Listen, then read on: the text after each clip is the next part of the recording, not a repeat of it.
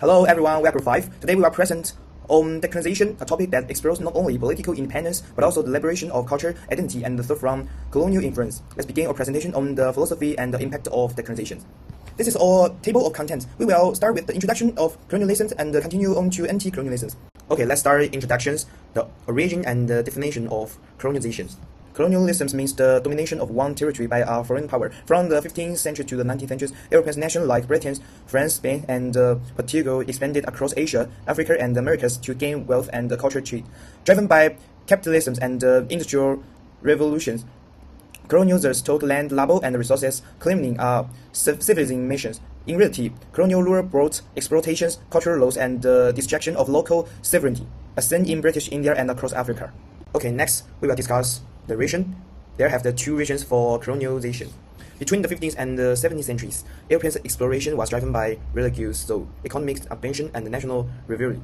The desire to spread Christianity, gain wealth, and achieve glory inspired voyages by explorers like Columbus and da Gama, followed by Renaissance curiosity. This effort opened new roads and laid the foundation for Europe's global expansion and colonial empires. Colonialism was not just about exploration, it was about securing new land and resources. Europeans sought religious and political freedom, economic gain under mercantilism, and even social mobility beyond rigid class systems. However, this pursuit of opportunity came at a heavy cost to indigenous peoples. It led to displacement, cultural separations, and exploitations, a lasting legacy of inequality created in name of Europe's so-called progress. Okay, the second part is the philosophical foundations. The concept of promoting European colonial dominance. During the age of exploration, the idea of Francis Bacon and René Descartes shaped the European view of nature and humanity. Bacon promoted studying and culturing nature through sciences, while Descartes' dualism portrayed nature as lifeless and mechanical. This idea justified colonial expansion and exploitation, treating the natural world as something to explore and conquer, and dismissing indigenous spiritual connections. In this way, Bacon and Cartesian through provided the intellectual basis for colonial domination under the guise of progress. For the next part, we will introduce the colonial history, early colonial disruption, and the local disruption. There have two maps of colonial.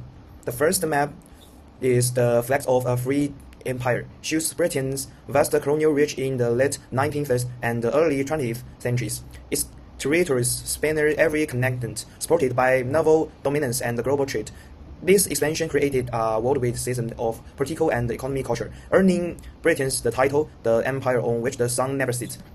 The second map shows Southeast Asia divided among colonial powers. The Dutch held Indonesia, the French ruled Indochina, the Americans conquered the Philippines, and Britain dominated Burma, Malaya, and North Borneo.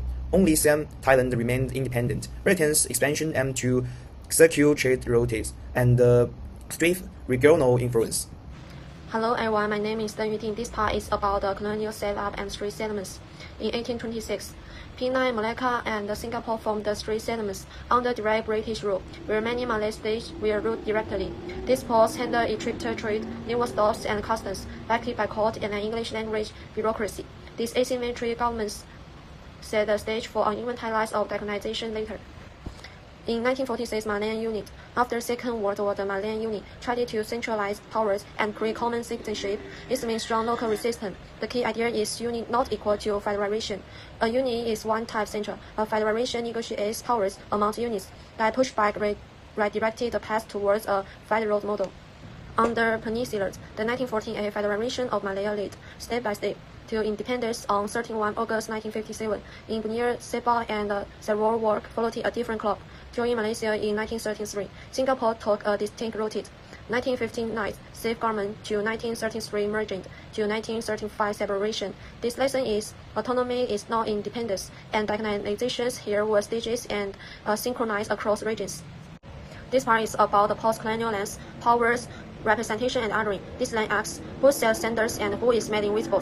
Following said 1978, a Western gaze can write the Northwest as exotic or dangerous, so representation is not nurtured. Its critics heroic, othering words through binaries and selective visibilities that repeat cleanship and hide complexity. First, run the representation order, voice, agents, setting, and consequence. Second, pair sources, write canonical text with local or indigenous psychology, giving them real roles, theory, maths, or data. Third, along bilingual terms with a short gloss, and keep evident transpose. Finally, insists on rigor, clean arguments, fit for purposeness, and strong evidence. The fall of Andalusia was not only the killing of people, but also the killing of knowledge. Muslim and Jewish scholars who were once leaders in science and thinking were stopped, and their books were burned. The Western world lost many years of important knowledge and learning. The conquest of the Americas was not only about taking land, but also about controlling people's thoughts. When the Spanish burned the Aztec books, they destroyed thousands of years of knowledge. The native people's ideas, science, and medicine were lost forever. This is what the killing of knowledge really means. Because of slavery, Africa lost not only its people, but also its memories. The knowledge in songs, stories, and traditions was stopped and forgotten.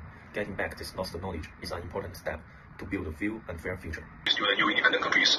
This reshaped the global power structure, promoted the cooperation and the emergence of the new ideological and economic influence forms. This colonial emperor of the world's older superpower gradually disintegrated. The British and the French are the typical example. Compared with today's world map, this is the best territory before losing their colonies. These two maps. The post-war global industry. The post-war global industry complex drives the relentless resource extraction, prioritizing economic growth above all.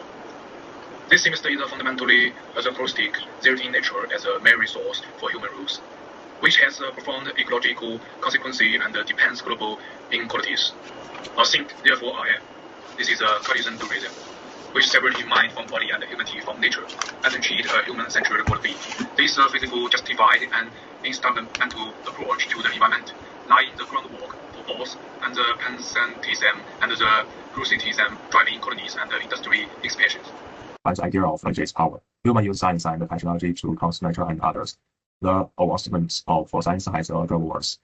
In this tradition and colonial education, from a scientific exploration to a tool for governance.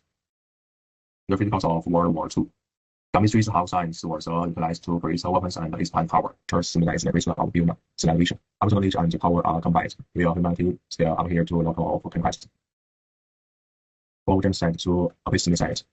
Colonization not only not of the body, but also inherit the cultural and knowledge system. Colonization aims to restore the resources, the local wisdom, and ecological landscapes. For the system, I think there are an establishment resign as a foundation of existence. By preserving human being from nature and soul, from body, the philosophical foundation of evidence towards the establishment, the scale of philosophical.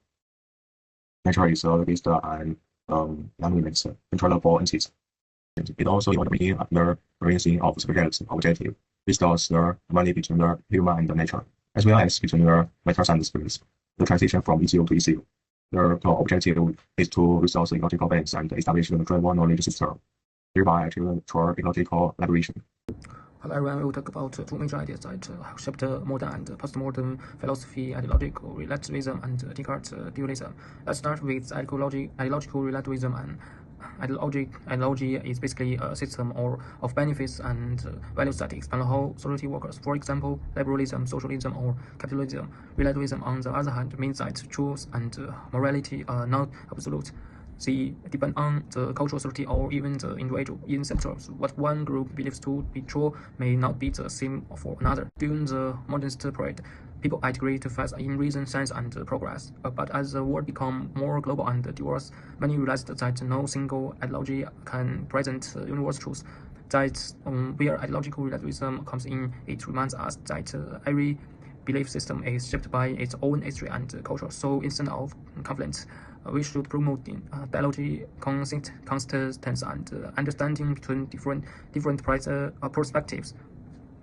Now let's move to Descartes' dualism. Descartes, a French philosopher from the 17th century, believed that the world is made up of two distinct substances: the mind, thinking, conscious being, and the body, a physical, mechanical object.